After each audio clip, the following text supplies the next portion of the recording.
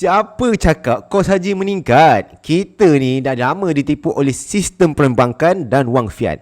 Ada caranya untuk kita manipulasi sistem ini dan turunkan kos haji. Nak tahu tak? Kalau nak tahu, tekan button save sekarang sebelum video FYP ni hilang disebabkan aluminium. Inilah cara untuk kita manipulasi. Tahun 2000, kos untuk pergi haji sekitar RM8,500. Emas yang kita perlukan sekitar 225 gram. Sebab harga emas masa tu baru RM38 per gram.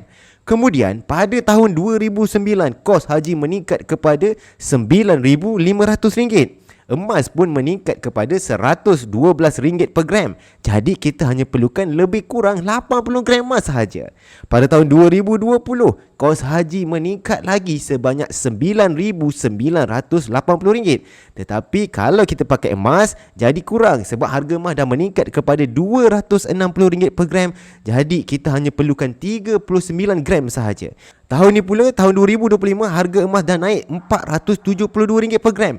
Jom kita tengok berapa kos untuk pergi haji menggunakan emas. Untuk B40 32 gram, M40 49 gram dan T20 71 gram sahaja yang diperlukan. Jadi silap-silap kalau legal 5 tahun, kita hanya perlukan separuh sahaja daripada gram emas yang kita dah kumpul hari ini.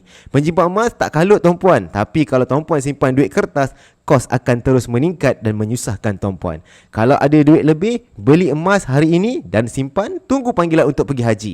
Nak mulakan simpan emas di Public Gold, klik link di bio, saya akan bantu guide sebaiknya. If you learn something, please comment.